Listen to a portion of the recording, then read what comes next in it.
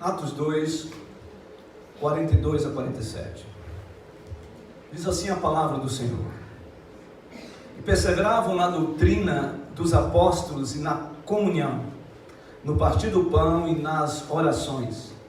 Em cada alma havia temor, e muitos prodígios e sinais eram feitos por intermédio dos apóstolos.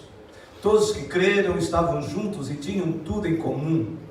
Vendiam as suas propriedades e bens, distribuindo o produto entre todos, à medida que alguém tinha necessidade. Diariamente perseveravam unânimes no templo, partiam o pão de casa em casa e tomavam as suas refeições com alegria e singeleza de coração, louvando a Deus e contando com a simpatia de todo o povo. Enquanto isso, acrescentava-lhes o Senhor, dia a dia, os que iam sendo salvos. Vamos orar? Deus, nós queremos agradecer, porque já tivemos um tempo de adoração, de louvor, de oração, e certamente, ó Deus, já fomos movidos para sermos iluminados pela Tua Palavra, para sermos ministrados pela Sua Palavra. Que eu seja apenas um facilitador, boca do Senhor, mas que o Senhor, como tem enchido este lugar com a Sua presença, enche a nossa mente, o nosso coração com o propósito da Sua Palavra. Ó Deus, que a Igreja Nova Esperança seja uma igreja cheia da glória de Deus, da presença do Senhor. Que o Senhor abençoe os pastores, que o Senhor abençoe os líderes, que o Senhor abençoe esta igreja, e que muitas pessoas sejam movidas, atraídas pelo Senhor, para estar adorando o Senhor neste lugar. Nós agradecemos, Deus, porque o Senhor tem provido todo dia a graça do Senhor neste lugar. Glória ao Teu nome, em nome de Jesus, amém. O texto que lemos é um texto extremamente conhecido.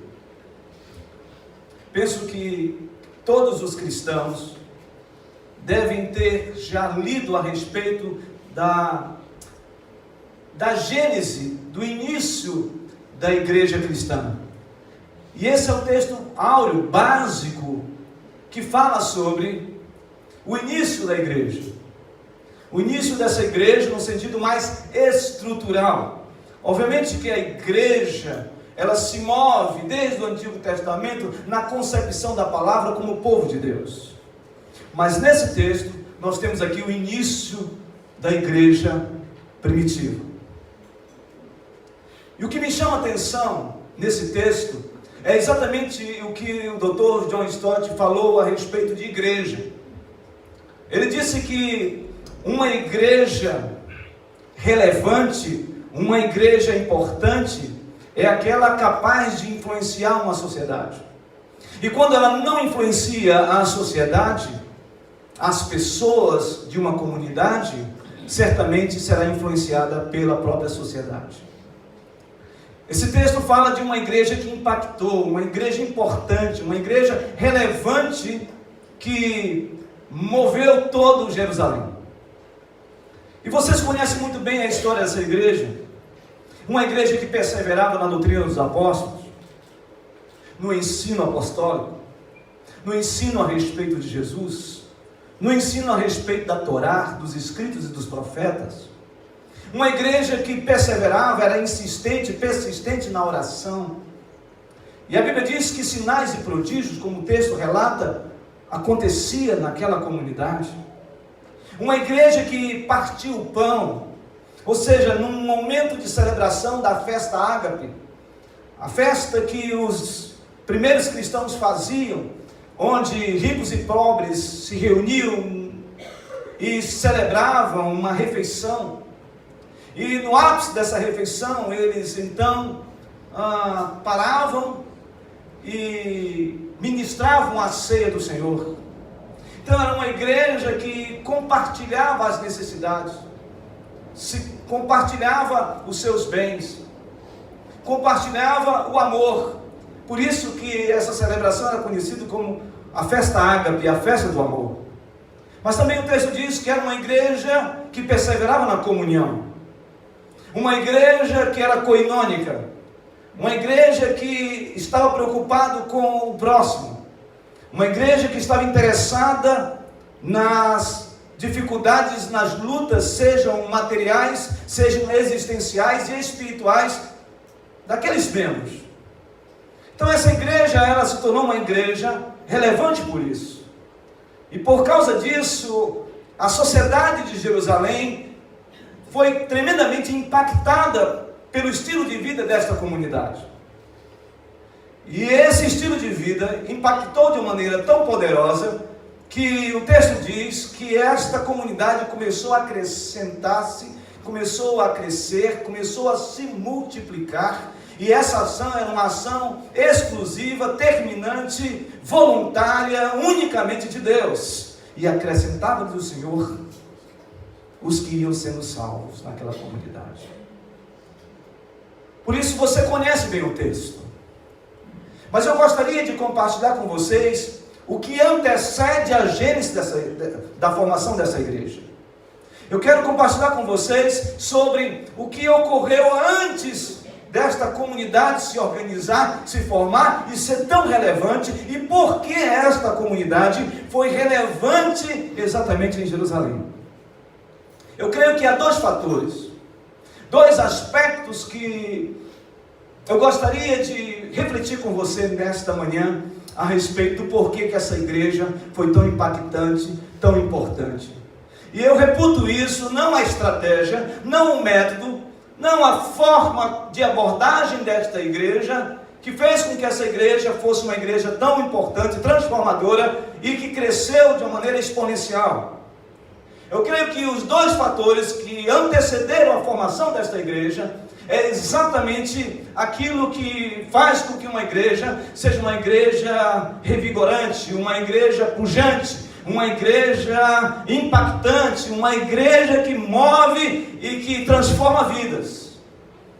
E esses dois fatores eu entendo ser aquilo que toda igreja precisa experimentar. Primeiro, sobre a ação do Espírito Santo, a dispensação do Espírito Santo na vida dessa igreja. E para isso eu preciso que você pense comigo a partir da presença do Espírito Santo no Antigo Testamento. A ação do Espírito Santo no Antigo Testamento tinha uma característica, uma peculiaridade. O Espírito Santo, quando atuava no Antigo Testamento, ele tinha um propósito específico, ele tinha um tempo específico de abordagem e de atuação na vida do povo de Deus. E se há uma representação a respeito dessa ação do Espírito Santo no Antigo Testamento, nós podemos perceber isso claramente nos profetas, nos sacerdotes e nos reis.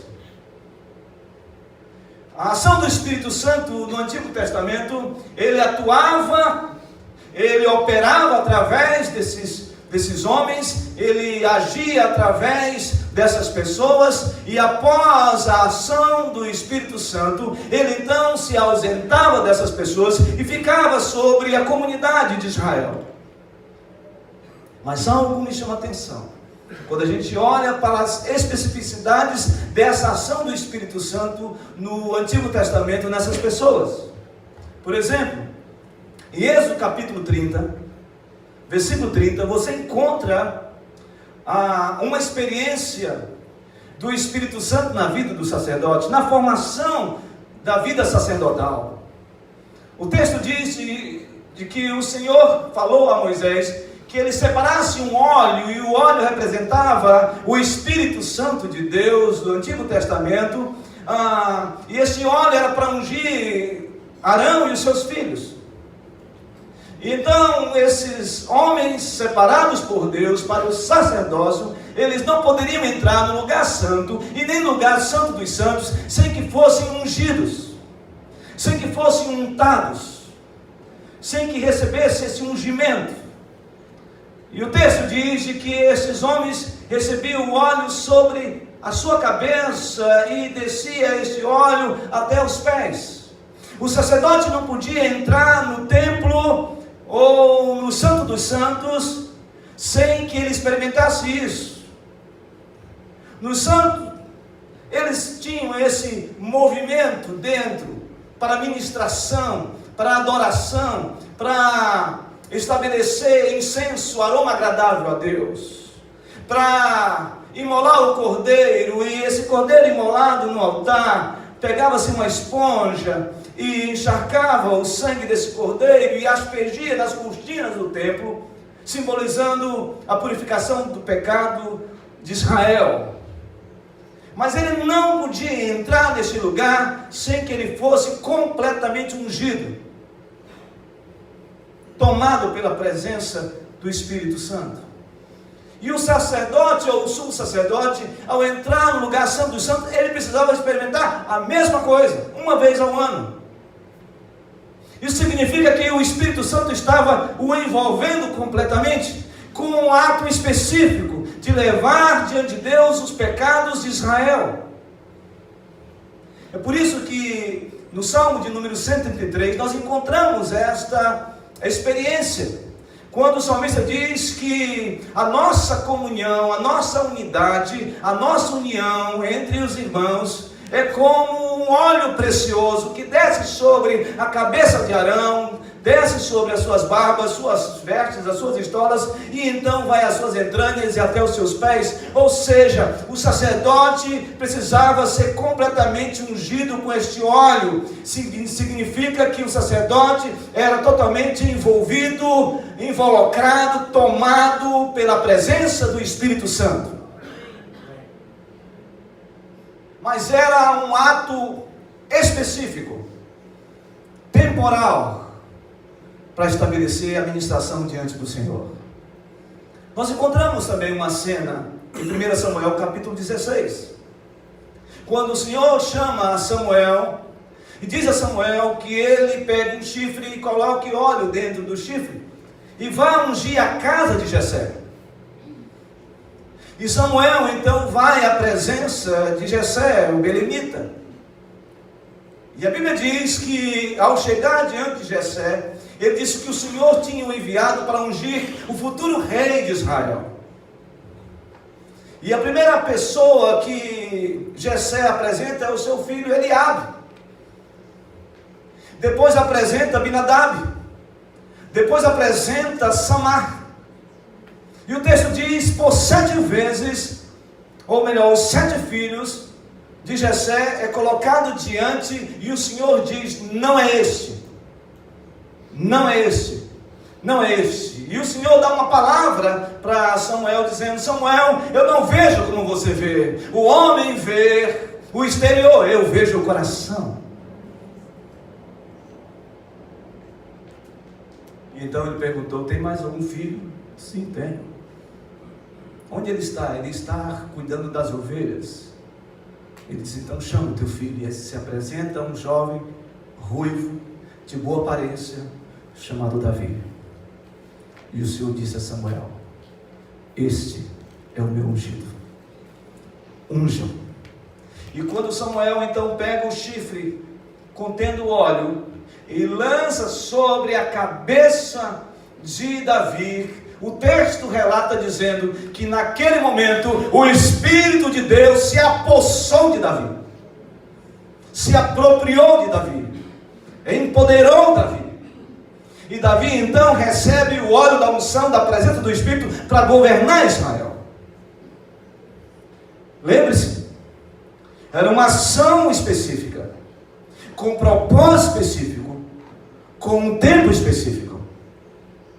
Era assim que o Espírito Santo operava no Antigo Testamento. Mas, em Joel capítulo 2, versículo 28, nós encontramos algo extraordinário, fenomenal. Ali, o profeta Joel menciona pela primeira vez, de maneira contundente, de que o Espírito de Deus seria derramado não somente sobre um indivíduo, não somente sobre uma pessoa, não somente num tempo específico, não somente com um propósito específico, mas além de tudo isso, o Espírito Santo seria derramado sobre toda a carne de uma vez por todas. Em outras palavras, o Espírito Santo agora atuaria além de pessoas, indivíduos, ele iria operar na coletividade, e ele iria ser derramado de uma vez por todas. Essa é a palavra profética de Joel capítulo 2, versículo 28. Agora nós entramos no Novo Testamento, e nós observamos esses relatos históricos. E o primeiro relato histórico que nós encontramos sobre Jesus falando a respeito dessa ação do Espírito Santo de uma maneira muito clara, é quando ele está próximo a ser levado para o céu. É quando ele está próximo de ser levado para o Gólgota. É quando ele está próximo de ser levado para a sepultura. É quando ele está próximo da sua ascensão e depois da sua exaltação. E o texto diz em João capítulo 14, quando ele diz: não se turbe o vosso coração. Ele está falando não somente das moradas eternas, sobre a salvação, da eternidade, mas ele está consolando os seus discípulos, porque estava chegando a hora da sua partida. E ele disse: não se turbe o vosso coração, crede em Deus, crede também em mim. Na casa de meu pai há muitas moradas. Se assim não for, eu não vou teria dito, mas vou preparar lugar, e quando eu for, eu levarei vocês comigo. Também disse: Senhor, não sabemos para onde vais. Como saber? Caminho. E Jesus disse, o que ele disse? Eu sou o quê? O caminho, a verdade e a vida. Ninguém vem ao Pai senão por mim. Esse consolo, esta manifestação de abrandamento na mais profunda inquietação da alma dos discípulos é acalentado por esta palavra. E aí então, em João capítulo 16, nós percebemos isso de maneira muito mais límpida, muito mais clara. Quando o Senhor acalma o coração dos discípulos, dizendo: fiquem tranquilos, eu vou para o Pai, mas eu não vos deixarei o quê? Órfãos, porque eu vou deixar com vocês o Espírito Santo, o Consolador, o Paráclitos, o Conselheiro, aquele que vai estar com você, aquele que vai caminhar com você, aquele que vai estar ao seu lado. Aleluia.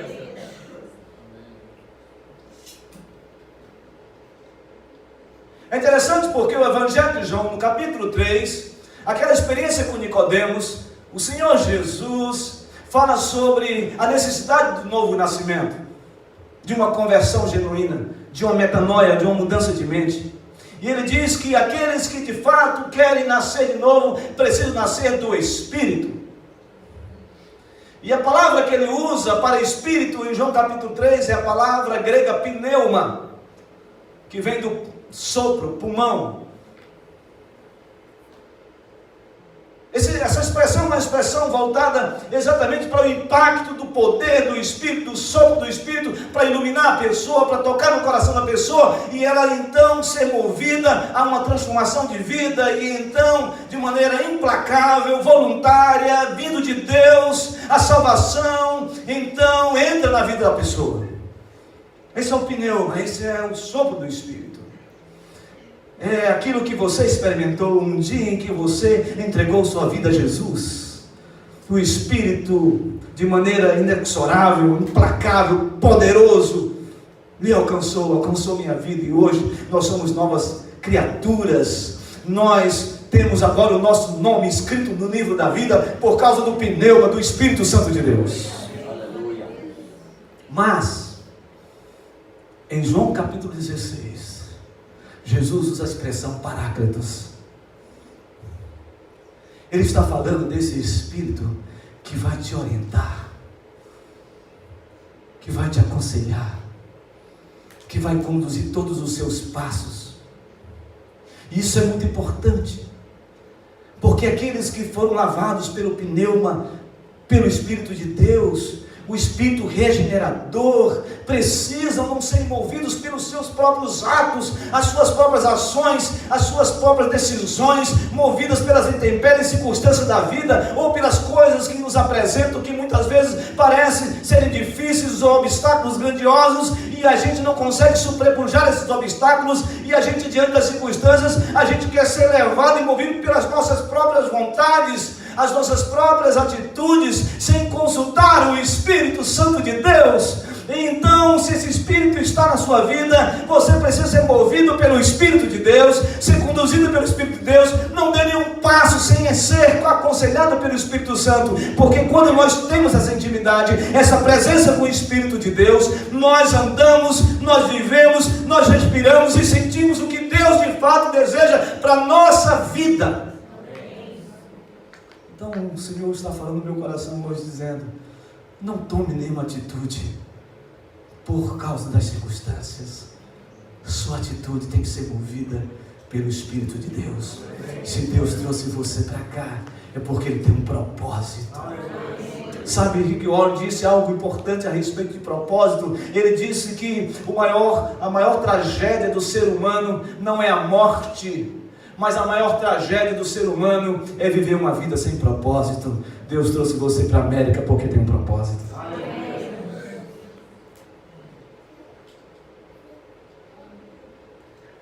Jesus vai para o Gólgota,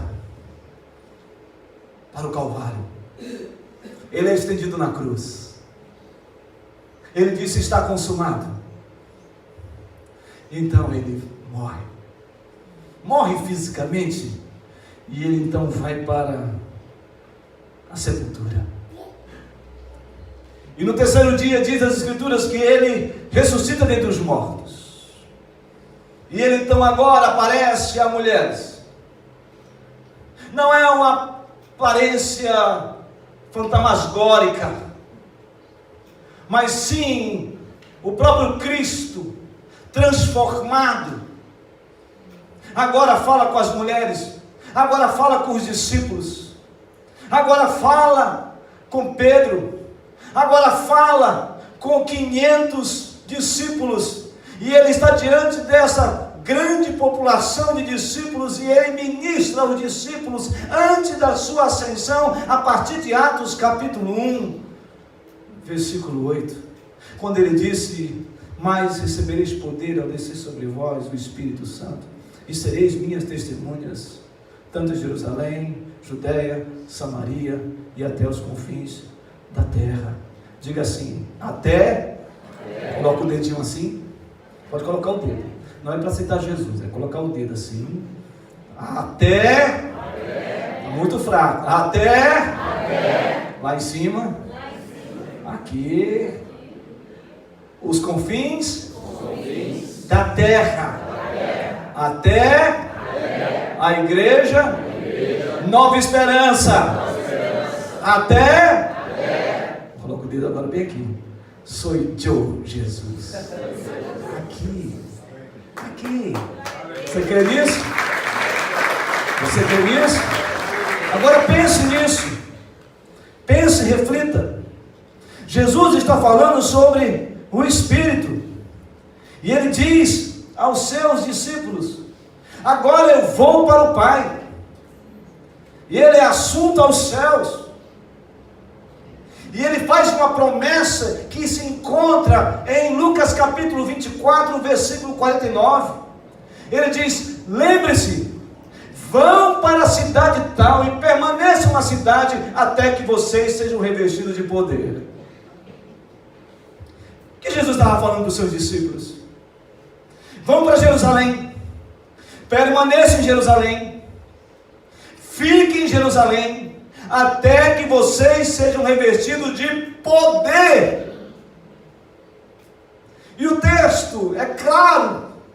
Os discípulos então se movem para Jerusalém, chegam em Jerusalém, entram numa casa como esta, um cenáculo como esse, E eles então começam a orar, esperando aquilo que Jesus dissera, de que eles precisavam ficar aguardando, e durante 10 dias, 120 homens e mulheres começaram a orar, começaram a clamar, começaram a esperar no Senhor. Em Atos capítulo 2, versículo 1 a 4, o texto diz que naquele momento, um vento impetuoso, um sopro entrou naquele lugar, e línguas como de fogo, labaredas de fogo, encheu aquele lugar, e o texto diz assim: e todos foram cheios do Espírito Santo. Meus irmãos, minhas irmãs, quizá nesta manhã, o Senhor mais uma vez nos revisite, e faça uma ressignificação na minha vida, na sua vida, desse Espírito que habita na sua vida, desse Espírito que já te alcançou, esse Espírito que está dentro de você, que nesta manhã saiamos daqui hoje cheios do Espírito Santo,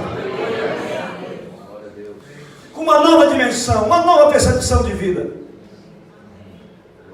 E o texto sagrado diz que naquele momento, uma explosão, um estrondo, um alarido, um grande barulho se fez naquele lugar. Era o dia de Pentecostes, havia uma grande festa. Os judeus da dispersação, da diáspora, vinham para celebrar o Pentecostes exatamente em Jerusalém. Judeus da Mesopotâmia, judeus da Palestina, judeus da região da Grécia, judeus de toda parte, e subiam para Jerusalém para celebrar. E naquele momento, aquele estrondo, aquele impacto tão poderoso, todos ficam aturdidos, perplexos, dizem: o que está acontecendo? Quem são esses?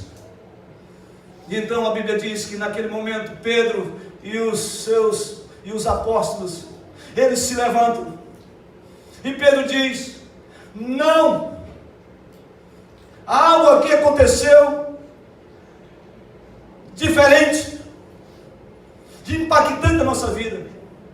E as pessoas disseram: vocês estão embriagados, ébrios, vocês estão bêbados.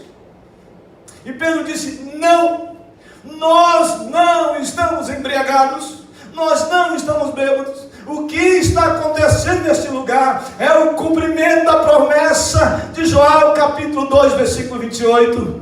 Aquilo que o Espírito Santo atuava de maneira específica, de um tempo específico, ele veio agora de uma vez por todas: e derramarei o meu Espírito sobre toda a carne. O que está acontecendo aqui é que há a plenitude do Espírito. O Senhor veio para ficar, o Espírito Santo veio para ficar de uma vez por todas. Ele está conosco, não somente numa pessoa, mas sobre todos aqueles que foram lavados pelo sangue do Cordeiro. Nós estamos cheios do Espírito Santo.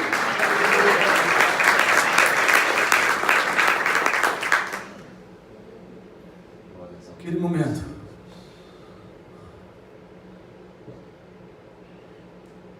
eles começaram a dizer: o que está acontecendo? Nós estamos ouvindo este homem falar na nossa própria língua materna. E aqui há uma diferença, porque a palavra grega que eles usam, e o texto explicita, não está falando de glossolalia nesse texto, está falando de dialetos.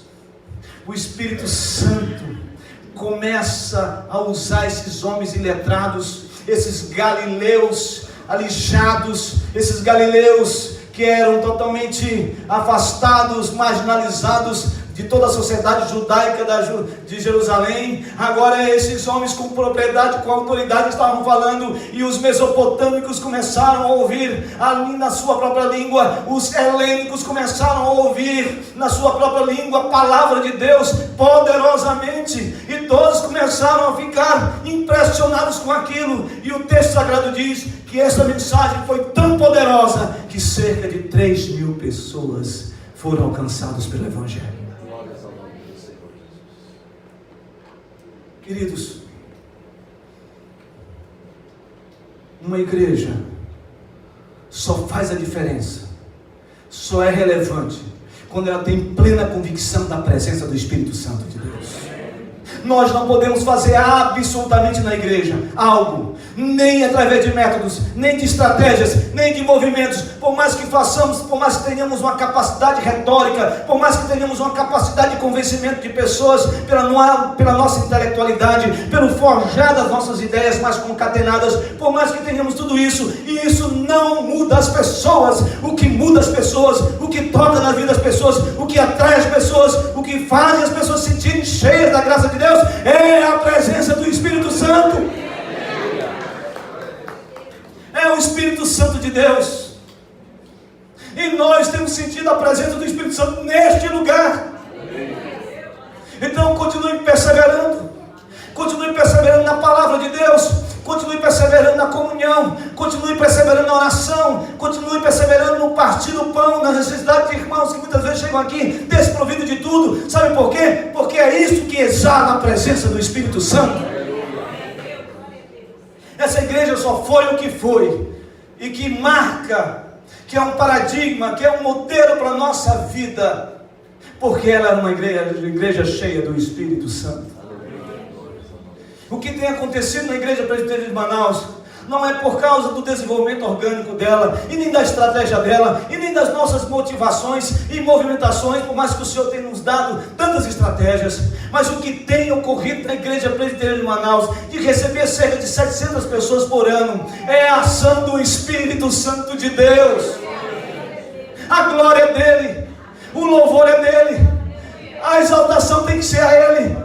Se Deus fez algo tão maravilhoso nessa igreja e está fazendo, glorifique o nome do Senhor. Saiba de uma coisa, é Deus que tem acrescido nesse lugar, e eu creio pela fé que o Senhor fará muito mais nesse lugar para a glória do Senhor. Então eu quero que você saia daqui inspirado, cheio da graça de Deus, cheio da presença de Deus e do Espírito Santo de Deus. Segundo lugar, o que antecede esse grande movimento, além da presença do Espírito Santo, é a palavra de Deus. É a palavra de Deus. O texto diz que depois que todos foram impactados pelo advento da presença do Espírito Santo de Deus, todos começaram a ter um desejo pela palavra. E sabe como aconteceu isso? Através do discurso de Pedro. O maior sermão evangelístico da história, o maior sermão teocêntrico da história, o maior sermão cristocêntrico da história, o maior sermão doutrinário da história, e que é referência para todas as pregações, é o discurso de Pedro. Porque ele prega sobre 5 aspectos fundamentais para a igreja evangélica, para a igreja cristã, para a igreja do Senhor, e que não pode passar despercebido. Primeiro, ele fala sobre a vida de Jesus. Ele faz a narrativa histórica de Jesus. Nós precisamos contar a história de Jesus para os nossos filhos. Nós precisamos contar a história de Jesus na igreja. Não adianta, irmãos, fazermos qualquer outra coisa na igreja sem narrarmos a história de Jesus, o Jesus histórico e o Jesus ressurreto, o Senhor da glória. Nós precisamos continuar contando, porque só Ele tem um poder transformador na vida das pessoas. Tenho compartilhado com o pastor Alcedi, nós temos compartilhado nas nossas caminhadas de oração, nós temos feito isso. Todas as vezes que nós viajamos, 5h30, 15 para as 6, nós nos levantamos e fazemos caminhada de oração. E quando nós chegamos aqui na América, a gente começa a orar pela América. E nas nossas orações nós temos falado com Deus, porque me parece que está havendo uma inversão de valores. Tem muita gente falando muito sobre o que nós devemos fazer. E é importante o que nós temos que fazer. Cuidar do próximo, cuidar do órfão, cuidar da viúva, cuidar do estrangeiro. Isso é bíblico. E é fundamental e é necessário.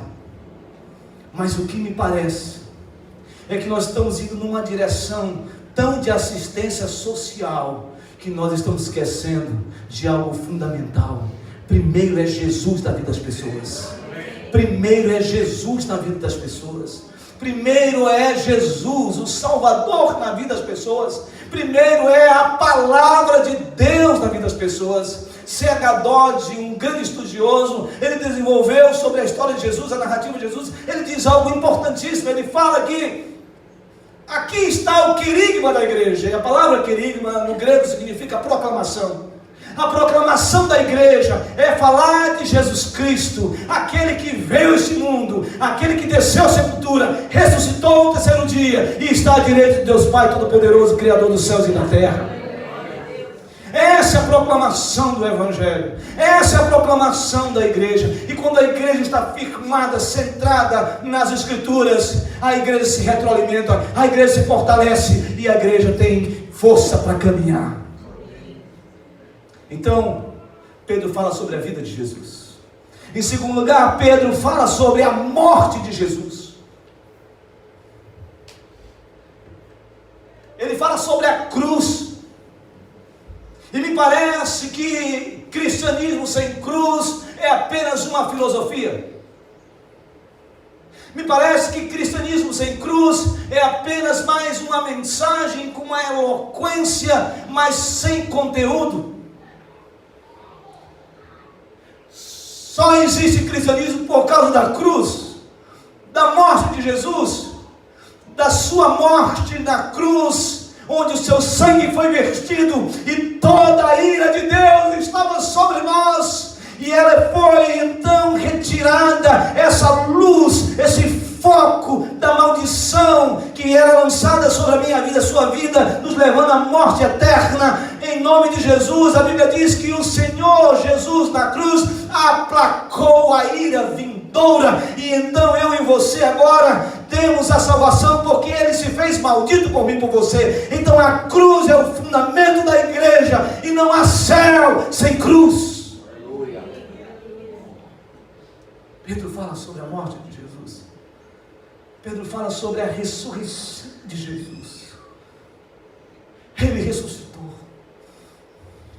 Não é um mito. Não é o que Rodolfo Bultmann, um liberal teólogo, falava sobre você precisa tirar os mitos da Bíblia. E um dos mitos que você tem que arrancar é exatamente a ressurreição de Jesus. Nós não precisamos disso, nem dessa história da carochinha para contar, para sermos quem nós somos. Isso é um equívoco.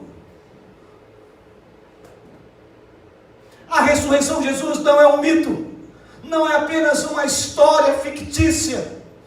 A ressurreição de Jesus é uma realidade espiritual, histórica e necessária para a igreja. E Pedro diz: Ele ressuscitou dentre os mortos. Aleluia. É isso que nós precisamos. Quando batemos na porta de alguém, quando falamos para alguém, nós temos que dizer: Ele morreu, mas Ele ressuscitou por causa da minha vida, sua vida. E se Ele ressuscitou, nós ressuscitaremos com Ele. Os nossos corpos também serão revestidos de glória, se nós vermos e contemplarmos a volta dEle. Mas se nós morrermos um dia, e certamente morreremos, quando Ele voltar, nós seremos também ressuscitados, nossos corpos serão revestidos de celestialidade, nós seremos transformados e veremos face a face o Rei dos Reis, o Senhor dos Senhores, e a igreja do Senhor vai se reunir e vai dizer a Ele a honra, a glória, o louvor, o domínio pelos séculos dos séculos. Amém.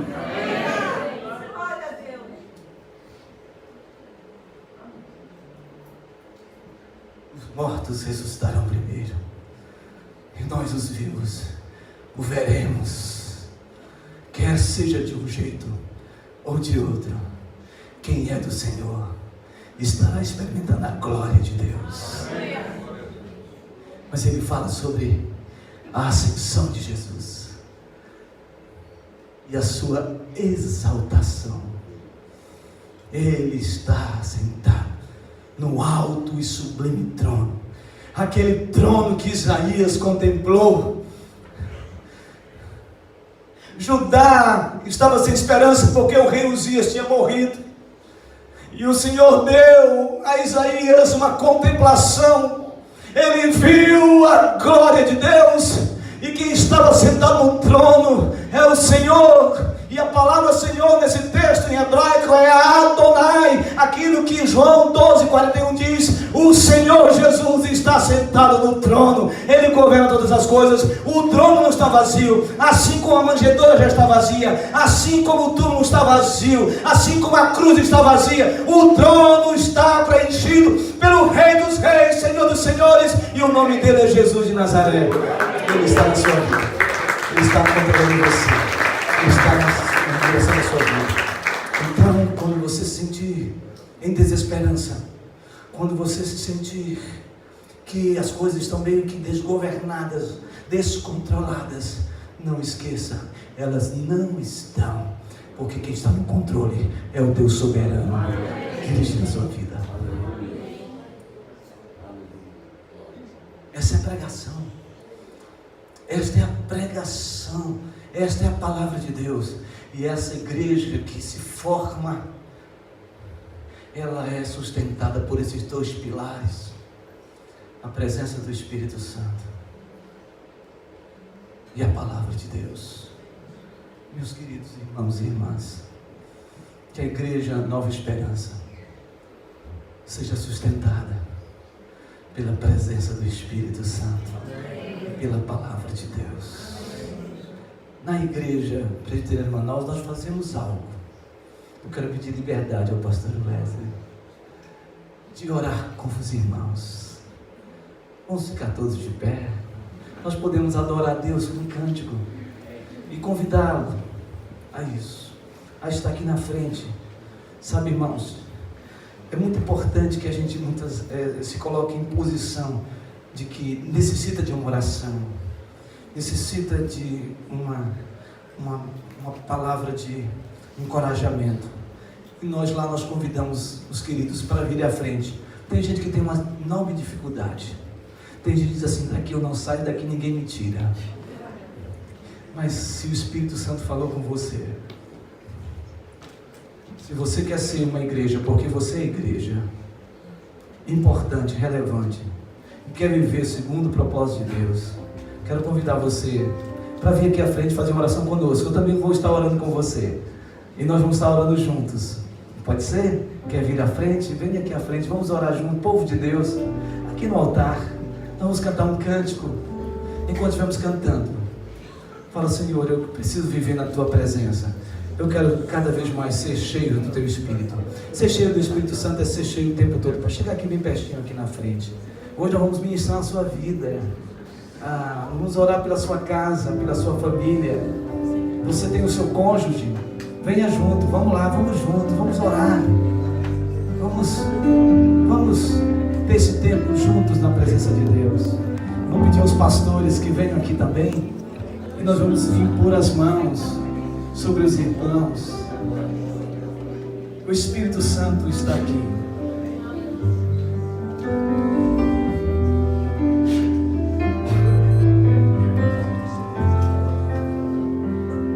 E os pastores que venham aqui em cima, por favor. Sonda-me, Senhor. Adore ao Senhor. E me conhece. Adore.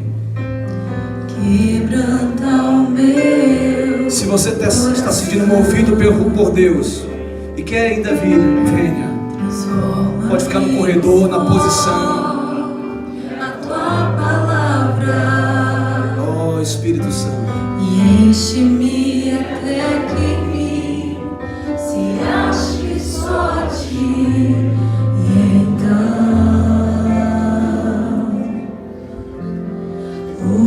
usa-me. Coloque-se na presença do Senhor e diga: usa-me. declare. Como ponte sobre as águas, como abrigo no deserto. Declare. Fecha que acerto ao eu quero ser usado da maneira que te agrade em qualquer hora e em qualquer lugar. Eis a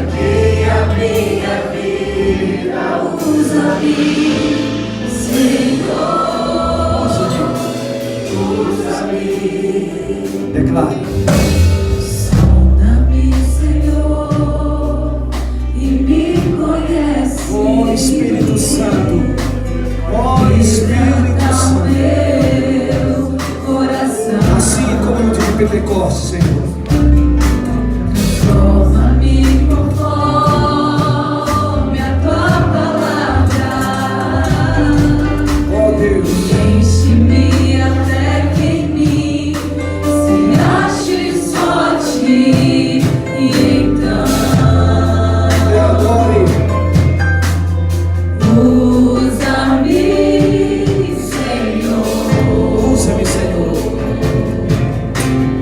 Usa-me Declare, declare. como um farol de vida à noite, como monte sobre as águas, como abrigo no deserto, como flecha que acerta o alvo. Quero ser usado da maneira que te agrada, em qualquer hora e em qualquer lugar. Eis aqui a minha vida, usa-me, Senhor, usa-me, sonda-me, Sonda, Senhor. quebrando, Salmo 139. transforma-me, enche-me, Faça essa oração. Sonda-me. Sonda, Senhor. Toca, Senhor, com teu poder. Toca, Senhor. Toca. Toca com tua graça, Senhor.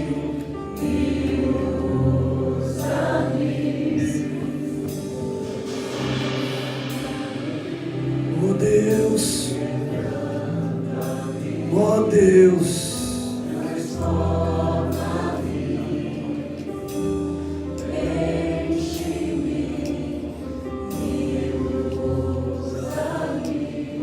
Vamos estender as mãos agora sobre o povo de Deus, pastores. Pode orar também.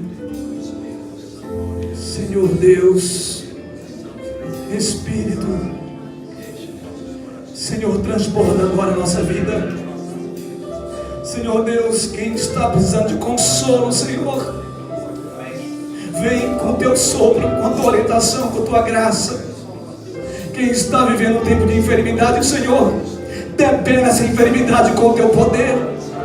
Quem está enfermo espiritualmente, Senhor, traz de volta a casa do Senhor. Traz de volta, Senhor, a casa, porque a bênção da segunda será maior do que a primeira. Oh Deus, em nome de Jesus. Em nome de Jesus, oh Deus, enche esse lugar com a sua glória, com a sua presença, com a sua unção, com a sua autoridade. Senhor Deus, vem e visita agora. Senhor Deus, se há necessidade de salvação, Senhor, salva agora com teu poder, com teu Espírito Santo. Deus, em nome de Jesus, se alguém precisando ser liberto, ó Deus, de todo pecado, Senhor Deus, liberta, Senhor. Sabemos que somos pecadores, que vivemos uma vida lutando contra o pecado, mas o Senhor é o Deus poderoso. O Senhor Deus pode nos fazer mais do que vencedores em Cristo Jesus. Ó Deus, libera, Senhor, agora uma ação de libertação de pecados em nome de Jesus. Ó Deus, se alguém está precisando de provisão do céu, se alguém está precisando, ó Deus, de solucionar problemas financeiros, Senhor Deus, traz, Senhor Deus, daquilo que é improvável, Senhor, e faz a obra, Senhor, em nome de Jesus. Meu Deus, se alguém aqui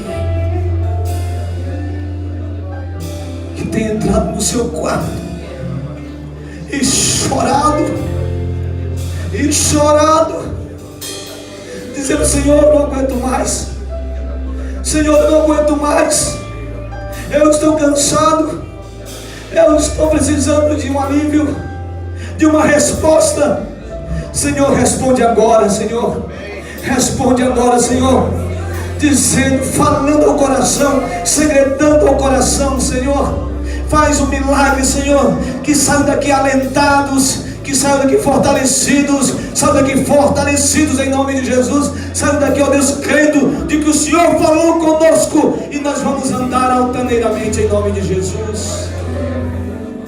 Ainda que a erva não floresça, ainda que não haja mais fruto na videira, ainda que não haja mais pasto no campo, ainda que tudo esteja conspirando para a nossa derrota, Senhor Deus, em nome de Jesus, nós sabemos quem o Senhor é, e o Senhor é o nosso Deus, o Senhor é o nosso refúgio, e nós vamos andar sobre essa rocha altaneiramente em nome de Jesus.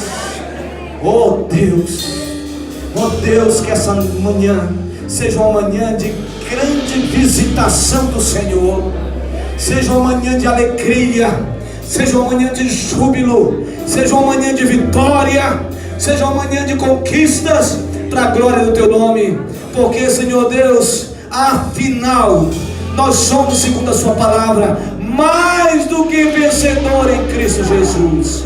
Por isso, Deus, nós sairemos daqui vitoriosos para a glória do Teu nome, porque o Teu Espírito habita em nós, o Teu Espírito está em nosso meio, e a Sua palavra nos garante de que nós somos do Senhor e viveremos para o Senhor, para a glória do Senhor, em nome de Jesus. Sairemos daqui para a glória do Teu nome, cheio da Tua presença, em nome de Jesus, em nome de Jesus.